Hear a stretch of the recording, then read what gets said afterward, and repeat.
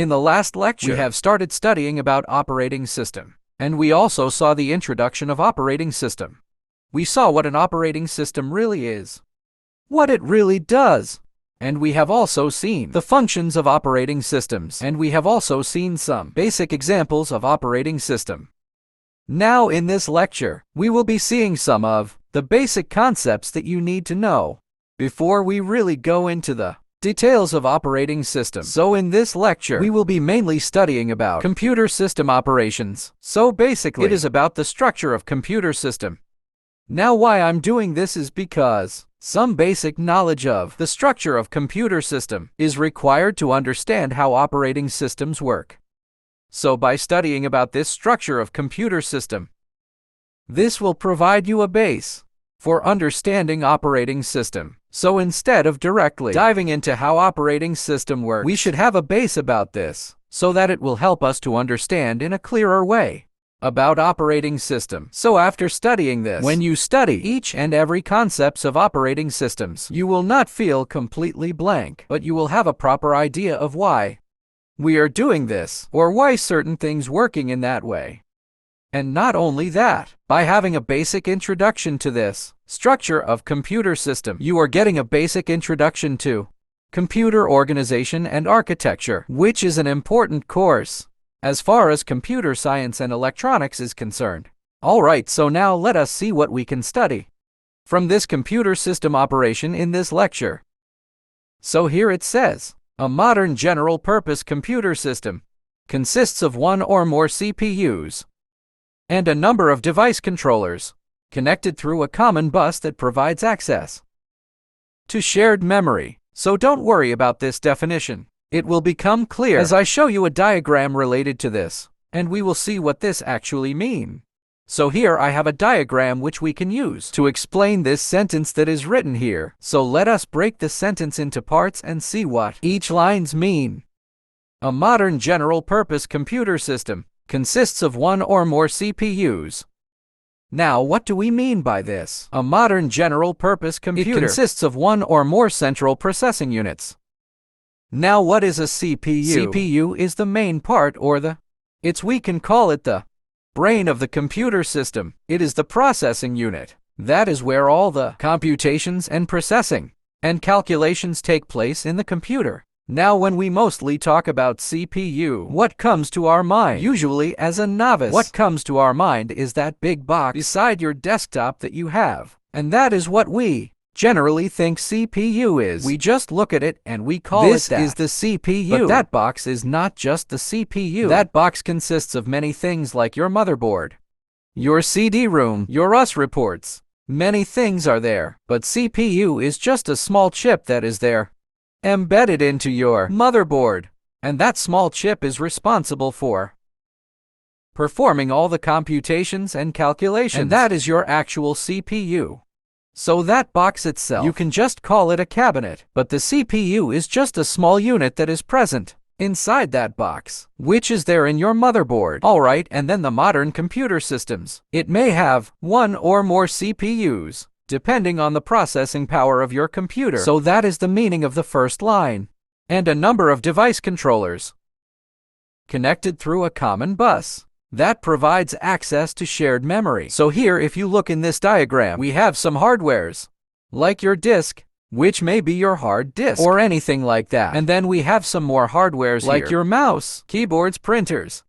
And then you have your monitors over here. So it is not limited to this. But this is just an example I'm showing you. And then each of this hardwares or devices are connected to a controller. And this controller is responsible for the way this devices work. So here, for example, we have the disk, which is connected via this controller. And then these devices here, like your mouse, keyboard, and printer, assuming that they are all USB devices, they are connected to the USB controller, because these are connected to the USB ports, and the USB controllers will take care of how these devices perform. And then you have your monitor, that is your display, and that is connected to a video adapter. And these adapters or controllers are responsible, or they are in charge of how these devices actually work. And then the CPU, we have it here, the center processing unit, along with these controllers. are connected via a common bus that we have here. This line over here, it represents the common bus. This one which we talked about, and we see that they are all connected to this bus. It is common to all of them, and that bus is connected to a shared memory. All right, let us see about this in more detail. So here I have some points written down. Each device controller is in charge of a specific type of device. So here we have device controllers, and each of these controllers, adapters, they are in control of a specific kind of device, as it is shown here. And then the CPU and the device controllers can execute concurrently, competing for memory cycles. Now, what do we mean by this line? So we see that they are all connected to a memory control over here. And why is that? That is because I already told you in the first lecture that whenever something has to be executed, or whenever something has to be loaded, it has to be loaded into your main memory. Your main memory is like your RAM, random access memory that you have. And don't worry if you don't know about it in detail. I will do another lecture where I'll be explaining about the storage and memory that we have. So just know that whenever something has to be executed, it has to be loaded into your main memory. And your main memory is not unlimited or infinite, but it is limited. It is a finite amount of memory that you have. Like in your laptops or your desktops, you may have 2 gigabytes of RAM or 8 gigabytes of RAM, so on and so forth. So depending on the size of your RAM, that is the amount of memory or the main memory that you have. And whenever you exhibit something, that has to be loaded into your main memory. And now we see that all these devices, in order to work, they need to be loaded into the main memory for any execution that has to be performed. And then this controllers or adapters are taking care of this. And this has to be loaded into the main memory. And we see here that all these device controllers, along with the CPU, can execute concurrently. Now, what do we mean concurrently? Concurrently means that all these devices or controllers can execute all at the same time. Now, let's take an example. Suppose you are watching something like, let's say, a video or a movie in your monitor, and at the same time, you can minimize and type something using your keyboard onto your Microsoft Word. Now, when you do this, you don't experience a lag. You never experience a lag. Like when you are typing something, your video post or something like that. You never experience. Why? Because they are all working concurrently. They are all working at the same time. That is how powerful your system is. And that is where you have to appreciate the beauty and power of your system. Now, in order to make all this work seamlessly without having any lag or having any problems, what do we need to ensure orderly access to the shared memory? A memory controller is provided, whose function is to synchronize access to memory. So as I already told you, all these devices, they need access to the memory because they all have to be loaded to the memory in order to work. And now we need to ensure that all of these devices gets their required share of memory so that they can be loaded correctly and they can be executed in the right way without having any problem for the user. So what we have is a memory controller. So we have a memory controller here, which ensures that every controller or every other controller or devices gets the proper access to the memory that they need so that they can perform or work smoothly without having any problems. So the memory controller synchronizes everything and makes everything work in a very smooth way. So that is what we can understand by this diagram. And from this diagram, we understand the basic structure of how things are arranged. So first we have the CPU, and then the CPU along with the disk controllers, which are responsible for the working of each and every devices. Like I have shown here, they are all connected via a common bus. This line represents the common bus, and that is connected to the memory controller, which takes care of how the memory has to be shared between each and devices so that its working is proper and smooth. All right, now I want to introduce some important terms to you. You have already seen the structure of a computer system, just a basic structure using the diagram. And now I want you to know this terms which we are going to study here right now. The first one is known as Bootstrap program. So what is a Bootstrap program? The initial program that runs when a computer is powered up or rebooted is known as a Bootstrap program. So Bootstrap program, it is the first program that is executed or that runs when you power up or reboot your computer system. So when you go and press the power button of your computer, the first program that loads that helps empowering up the system is known as the Bootstrap program. Now, let us see what the features of this Bootstrap program and what are its functions. So, the Bootstrap program, it is stored in the room stands for read-only memory, which is a kind of secondary memory. So your Bootstrap program is stored in your room, and then it must know how to load the OS and start executing that system. So as I told you, Booster is the first program that loads when you power on your system. And that program, what is its function? It must load your operating system. Your operating system is the interface between you and the physical hardware. So your operating system also is a software. It is kind of a system software. So that operating system, it is already reciting or it is stored somewhere in your secondary memory. And then the Booster program must know how to load that operating system and start it for you. And also, I told you that operating system is stored somewhere in the secondary memory. So the Booster program must know where your operating system is stored, and it must go there, and it must involve operating system, and it must load the OS kernel into your main memory. It must locate and load into memory the OS kernel. Now what do you mean by kernel? Kernel is like the heart of the OS, is the main part of the operating system. So that has to be loaded into your memory. And then Bootstrap program, as you switch on your computer, it is a first program that is a run, and it goes and finds where your operating system, and then the kernel of your operating system. It takes it and it loads into the memories for that operating system will come live.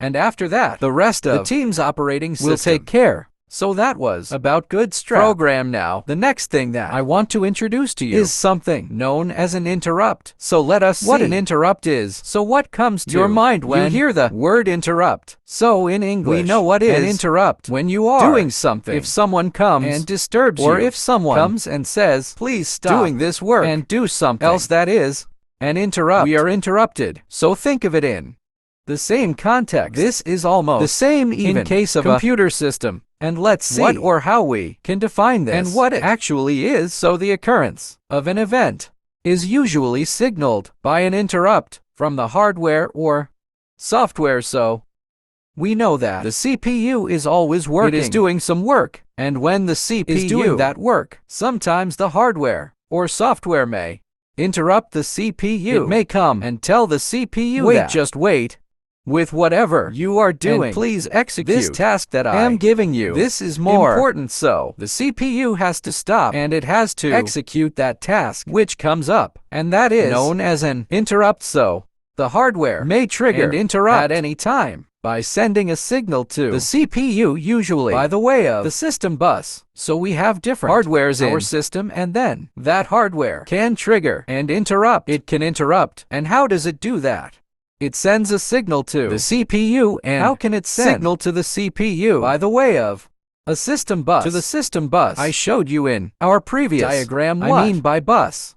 So here this line, it represents the common bus we have. So similarly, using a system bus, the hardware can send the interrupt to the CPU, and the CPU have to stop whatever it is doing, and it has to execute the interrupt.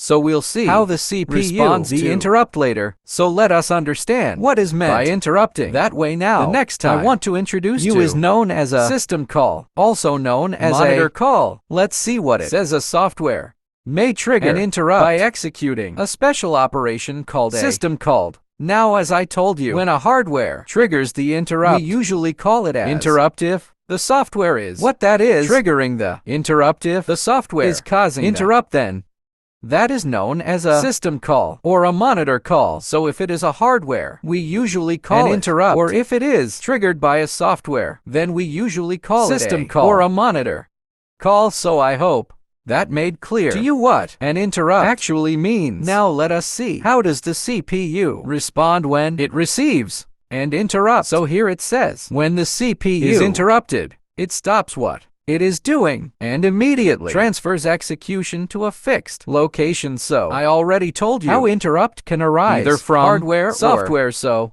CPU is doing some work, and then immediately it gets an interrupt.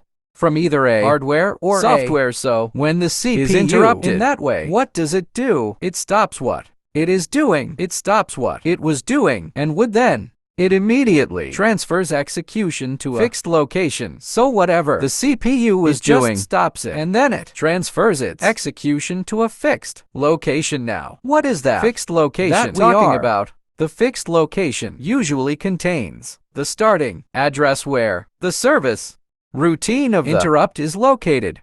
Now we have a new term here, which is called service routine. Now, what is service routine? Service routine is nothing but it is something where what the interrupt actually wants to do is written. So let's not go into technical details. I'll just tell you basically what it means. So when an interrupt arises, there is something that interrupt wants to do. So there is something that the interrupts want to do, wants to execute. So what actually has to be executed, or what actually the interrupt wants to do, that is written in the service routine. So every interrupt has its service routine known as the interrupt service routine. Sometimes it is known as ISR. So when the CPU is interrupted, it stops what it is doing, and it immediately transfers its execution to the starting address of the interrupt service routine. So the interrupt service routine may be located somewhere, and it has a starting address from where it should start its execution. So the CPU stops what it was doing, and it transfers its execution to the starting address of the interrupt service routine. So that is the first thing that the CPU does when it is interrupted. And then what happens? The interrupt service routine executes. So whatever was written in the interrupt service routine gets executed completely, and then what happens? On completion, the CPU resumes the interrupted computation. So we know that the CPU was already doing something before. So when the interrupt arose, what it did, it transferred its execution to the interrupt service routine, and then executes it. And when it is done once, the interrupt service routine executes completely. Then the CPU can go back from where it came from. The execution the CPU goes back to where it came from, and it resumes whatever it was doing. So this is how the CPU responds to interrupts, and I hope that made it clear to you how an interrupt is handled by a CPU at the basics. So this was just a basic introduction to computer system operations, so I will not go into great detail because this is just basics that you need to know before you really understand the details of operating system. So I hope this was clear to you. In the next lecture, we will be about story structures and about memory, which is also an important topic you need to be known for understanding your operating system. So thank you for watching this, and see you in the next one.